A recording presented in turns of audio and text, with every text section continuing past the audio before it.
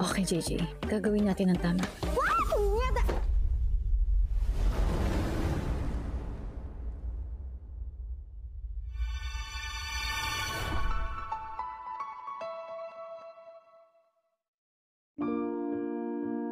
Daming nangyari simula na isuot ko tong uniform na to.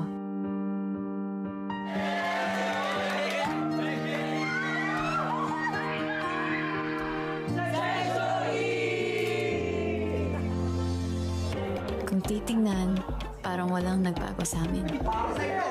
Uy, pre, welcome back, class. Class 1 ka, Green! Mukhang napalaban lips mo, Kip, ha? Gusto mo likbang? Ayan! Pagkain! Pero Mila, pag-usapan ang baga na. Ayaw mo na ba kami makasama, Jay? Pagtsatsaga naman namin yung kaasiman mo. Jasper, Jean, Mariano, Watson. Huwag mo na ako nandiin. What's wrong kung nandiyan kita? Ang sakit. Follow your heart. Remember, you're mine. Gago! One profanity, one... One ano? Bakit mo pa ako sinundo?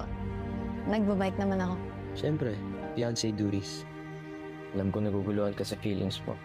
Pero maghihintay ako, Jay, kahit gaano katagal. Please don't close off your heart. Sana ako pa rin piliin mo sa huli. Masyado ka nakatouch kay JJ, ah. Hirap may in love, no? Nahihirapan ka? Eh, dala-dalawa ngayon nagkakagusto sa'yo. May Yuri ka na, may Kiefer ka pa. You agreed to be my fiancé. Tutuusin ako pa nga dapat nagdidemand sa'yo, di ba? Mariano, ano ba? Actually po, Mrs. Watson po dapat. Pero sa lahat, ito na yata ang pinakamalala. I'm not giving up on you, Jay. Paglalaban kita. Game on.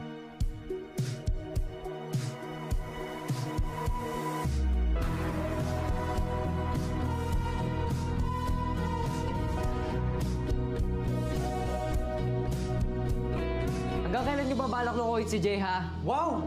Kung makipag-bandi kayo kay JJ, parang walang alam.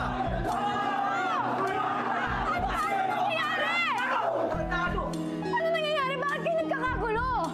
Kayo na ba ni Kiefer? Hindi! Paano si Yuri? Landiin mo na lahat ng Section E para maganda. Total, wala ka naman pinagkaiba kay Ella. I'm returning her to you. She doesn't belong in Section E. Mas lalo naman dito. Ikaw,